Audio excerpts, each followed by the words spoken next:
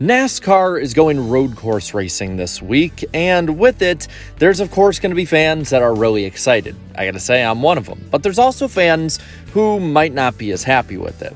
Well, NASCAR overall in its history has been mostly an oval racing series with road courses sprinkled in. While road courses have been around forever, it's not what the sport is known for, and fans in a lot of ways respond to that in similar fashion.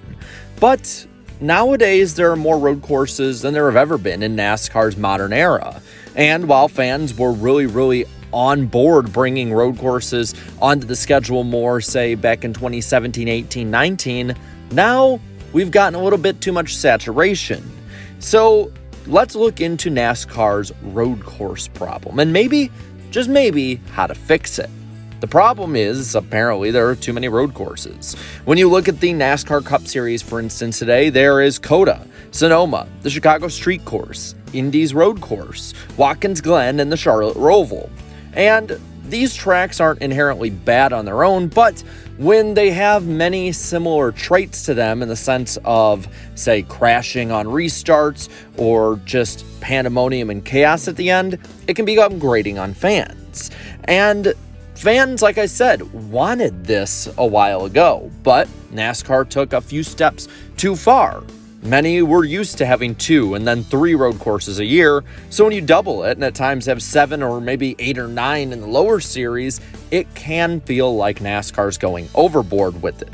Now, like I said, for years it was Sonoma and Watkins Glen, 2 races at road courses a year. It was a novelty, and with the way NASCAR was in the early 2010s, it really made itself good for road course racing. Watkins Glen and Sonoma races usually had hard beating and banging, just like a short track, great finishes, and basically anything a NASCAR fan could want. You had in the Roval with a famous finish just in its first year and some other great moments, and you think, maybe this is something NASCAR needs more of. But with the big ad in 2020 through 22, you had a lot of different tracks that produced varying amounts of good racing. You had COTA, like we talked about, an Indy road course, and the upcoming Chicago street course, but you also had ones like the Daytona road course back during the COVID pandemic and post-pandemic changes to the schedule. You had Road America as well in that. And then we got to see a bigger picture, and maybe one of the reasons why this might not be the route that NASCAR would want to go with, the viewership. Road courses generally do have a bit lower ratings than normal races or oval races. The only tracks that relatively always beat out is short track racing, surprisingly. But when you look at the numbers, in 2022, 21, and 2019, road course races were about 10% off the average viewership of every NASCAR race during the season. The Daytona road course was one of the only exceptions, but for the most part, less and less people are watching every year, even if NASCAR was more viewed in their particular seasons. So it shows that the fans aren't responding. Then you have the Daytona road course, like I talked about before, where it actually was the outlier in this. You had about 3.3 million watch it in 2020, late in August, which is better than pretty much any other comparative race that would have been on a similar date. Now, it was 2020, like I said, so it would be a bit of an outlier just because 2020 was a weird year, but it is still worth noting. And then the next year, in 2021, as the second race of the season, they had 4.75 million viewers for that one. And because the Daytona 500 was rained out to later that Sunday night the week before, it was actually the most, if not the second most watched race of the entire season, and one of the best race 2s for viewership in the last couple of years as well. But Daytona is an outlier for that. The name probably is what's pushing it alone. The Indy road course has hit a bit of a middle ground. You have a lot of people saying that it's good to have that race as it makes the racing at Indianapolis exciting where the oval couldn't. But you have others saying that the oval should come back as a crown jewel. So in this respect, the Indy road course took over something that, while generally kind of shown by apathy with fans, has been loved by drivers. Many people do not like the Indy road course, and it's hard to blame them for not liking it either. Plus, You look at the fact that the next-gen car might actually race better at ovals, and people are really wanting this race gone as well. Now, there's a changing market for NASCAR right now that's making road course racing in the long term in a wide way even more difficult than fans already not responding as well to the form of racing. With a new TV deal coming up, there will be more money more than likely. It's almost a certainty, but the tracks probably will have to rely more on attendance as the revenue split looks to be favoring more towards the teams now rather than the individual racetracks putting on the show. So road courses are good for attendance. It would probably help them immensely when it comes to staying power, but those road courses that might not bring as big of a crowd could be the ones who are in more trouble. But you, again, have ones like Road America that bring in 100,000 people. If you went to Sebring, I bet you get about the same. And you see some street races in cities that actually want NASCAR, and I'm assuming they'd probably have some pretty good attendance as well. So that would be something that could help. It's not an easy path so far in whether or not to keep a bunch of road courses or get rid of them. And then you have NASCAR's goal of schedule diversity. See, NASCAR is aiming for a more diverse schedule with its tracks. When NASCAR was in its heyday, and also when it started to fall off in the 2010s, NASCAR had a very, very boring schedule to a casual viewer. A lot of the tracks looked the same. You had the cookie-cutter mile-and-a-half tracks, and you generally had the same kind of racing at about a third to half the races a year. And drivers, fans, everyone alike did not like that, and I don't think they should. And I don't think even with better racing with the next gen, we need to go back to 12 to 16 races being at these mile-and-a-half or 2-mile intermediate tracks, because there needs to be that diversity of schedule. And road courses do help out with this. Road courses and maybe even street races will give you the track diversity and also scheduling market diversity as well. You can get to so many different places with a road course on the streets of a city or a town that you wouldn't be able to with a normal track.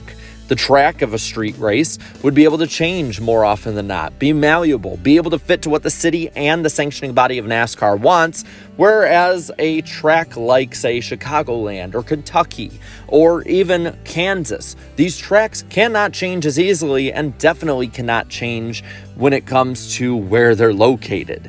So those in particular are good omens for road course racing, depending on which way you'd want to look at it. The only thing is, with street races especially, they're good for splash events with ratings. You might get a year of an uptick, but it's not good for long-term growth when the location of certain races or weekends on the schedule is always going to be up for question. So, with all of these problems, you might think I'm just sitting here to complain, but what is the solution to this? That's what I want to find out. To me, I think it's 4 to 5 road courses instead of 6 to 8. I was someone who was very gung-ho on having 6 or 7 road courses back in 2018, and you know what? I'll admit, I was wrong a bit, but I don't think we should go back to 2. I think 4 to 5 is good. That way it's a little less than short tracks. It's not taking up too awful much of the schedule, but it's a good enough amount that you do have to be a good road course driver to do well during the season. So, here's what I got. For the Indy Road Course, I think we get rid of that and give it back to the Brickyard 400. Drivers want it back. A lot of fans want it back. I think ratings would show this as long as it's properly put on a good date and is also pushed in marketing. And on top of all of it, you just got to accept with Indianapolis, you're never going to get that place full again. You're not going to get 350,000 or 300,000 fans to a NASCAR race again at Indy. Aim for 100,000, and from there, if you get any more, well, then that's good. Indianapolis is never going to look good attendance-wise, so go back to the race that brings more people in on TV.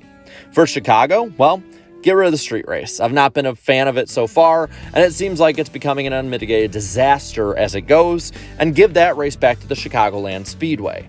Chicagoland is a track that has developed a cult following over the last couple years since its closure, and they are keeping the track in race condition ready to go, and it could probably be ready as soon as 2024 if the word is given. So give this track back and let the Chicago area try and have a bit of a racing culture where racing culture is meant to be in the area. And then also with the Roval. I know this is going to be controversial, but I think the Roval has run its course. It has never had an uptick in viewership in any year. The attendance, at least from an aerial view, looks half full at best at these races, and the racing itself has gotten more dull every year. There were great moments to start it, but ultimately it's becoming any other race, and it's routinely one of the lowest, if not the lowest, broadcast network, aka Fox or NBC race of the year. So give it back to the Charlotte Oval. The oval racing has been amazing, and Charlotte might be the best track for the next gen, so why wouldn't you want NASCAR's home stand in the playoffs to be some of the best racing of the year? Keep it a cutoff race, and you could have great side-by-side racing throughout the day or night whenever you run it, and have great storylines leading into Homestead, Las Vegas, Martinsville, and Phoenix for the last 4 races of the season. And as for the road courses you keep, I think you have 3 permanent fixtures. Sonoma and the Glen have to stay, in my opinion. One for ISC, one for SMI. But I do think that COTA has earned itself a spot. COTA brings in a much different audience than most would expect from a NASCAR race. They bring in a younger audience, a much younger audience, and they bring in an audience of people who aren't necessarily full-on race fans, but are open to it. Plus, it has some great racing, and as long as you don't have those stupid restarts, which I think maybe fixing up a few things procedurally wise, or maybe even layout wise might be able to fix that, I think that COTA overall is a great place for NASCAR to be. I know it's not the most popular opinion, but I do think that. And as for the 4th and or 5th road course race of the year, have it be a rotational spot. Have that be a spot for different road courses around the country. Maybe a Road Atlanta, a Sebring, a street race maybe, and it doesn't have to be one or the other. You might go from 4 to 5 back to 4 different years. Just a way to keep the schedule flexible so that there is the ability to move stuff around and make stuff fun for fans every year. Listen, like I said, road courses have a place in NASCAR, but with the next-gen cars racing not being as good at road courses and the intermediates really starting to thrive from it, you might as well play to the hot hand, and I think it's a lot easier to revert back to something like this than to revert back to old short tracks that you would have to resurrect from the dead. Plus, the interest of change, you gotta fit what your audience wants. So with that, I'm gonna pass it on to you. What do you think of road course racing in NASCAR? Do you like it? Do you loathe it? Are you just completely meh about it? Let me know down in the comments below. And while you're at it, leave a like on this video, share this video, and subscribe to my channel for more great NASCAR content. Thank you so much to all my channel members for your continued support. And until next time, have a good one.